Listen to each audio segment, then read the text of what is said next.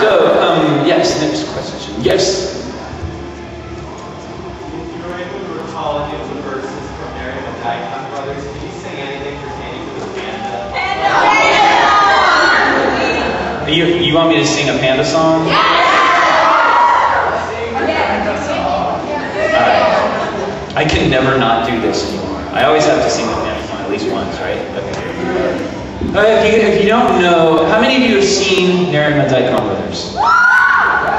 That's not very many, so I need to do a little preamble. Watch it, damn it. It's a musical anime, and the character I play is Ichiro, and he works at a host club where he flirts with people for money. But the thing about Ichiro is he has a thing for a panda. And it seems like it's pretty innocent love, I'm not sure. But he sings 3 different love songs to the panda in the course of the 26 episode, wait, or was it 13? 13 episode anime. So I'm gonna sing the first love song that he sings. Someone just took a picture of me with my eyes closed, and that's the one that's gonna go up on like all like the deviant art and everything. It's gonna be going. It's gonna say Chris Patton is about to sing the panda song. Okay, and it goes like this. Monica, this is for you. I'm gonna pretend like Monica's the panda.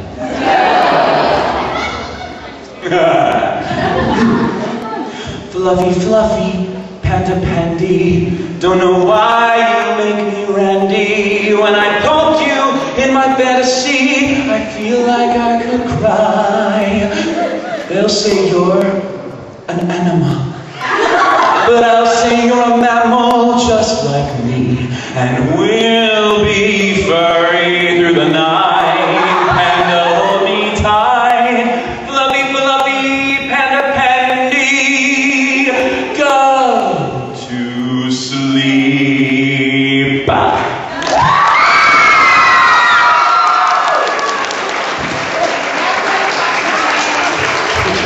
Three people just walked out. That's awesome. Okay, yes. Why do you feel worse than Because I've been asked to sing it at every convention I've attended since the show came out. Yeah. Do you sing in figures with No. I won't say that. I won't say that. No. Sorry. I'll say I can't know. It's still too early in the night for that. If I were doing an uncensored panel, I would say that, yes. You can just imagine me singing. Okay. Yeah. Oh, yeah, what about it?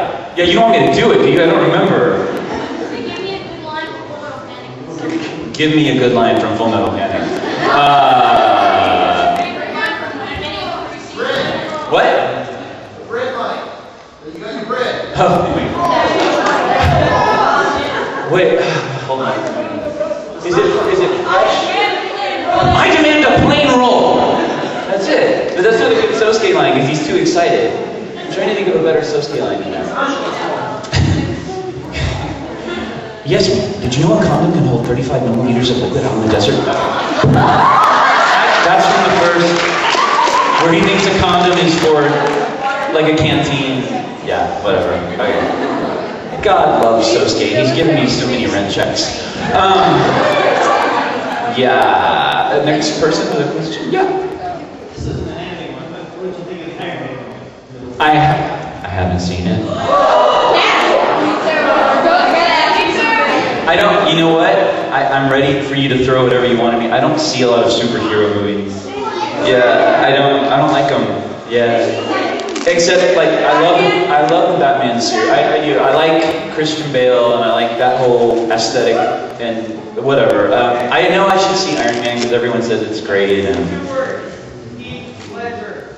Heath Ledger. Didn't he die? I'm sorry. No, like, to be honest with you, I probably shouldn't. Well, I don't know. Okay, how many of you saw, I'm gonna ask this, how many of you saw Brokeback Mountain? I would rather remember Heath Ledger in that role than as the Joker for some reason. because I think that movie, I don't know, I thought that movie, I didn't want to see that movie. I resisted seeing that movie because I was so sick of all the hype and the jokes and the stupidity. When I finally saw it, I was so blown away by that film. And then he died, and that was really sad. And I heard he was playing the Joker, and I'm like, oh my God, that's going to be so cool. And now everyone's like, Oscar, Oscar, Oscar. Now I don't want to see The Dark Knight, so I'm just going to wait for it to come out on DVD, and I'm going to see it then. I'm going to wait. Look, yeah. But I do want to see Iron Man. Wow, we're already cycling people. Okay, yes, you. You did the voices for Peace album. Are there any plans to do another one? You know, the Voices for Tolerance is out, right?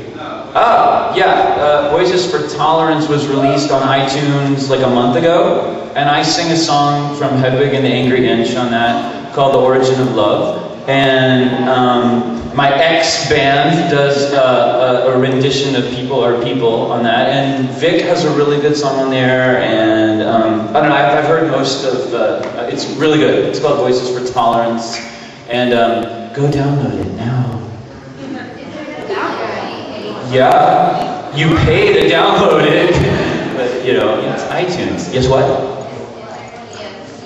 Yeah, there is. Jan has been talking to me about that, and she's still trying to secure some kind of copyright thing before that happens. She'll probably be selling it at I think at Onicon in Houston is when it's going to start being sold as a CD.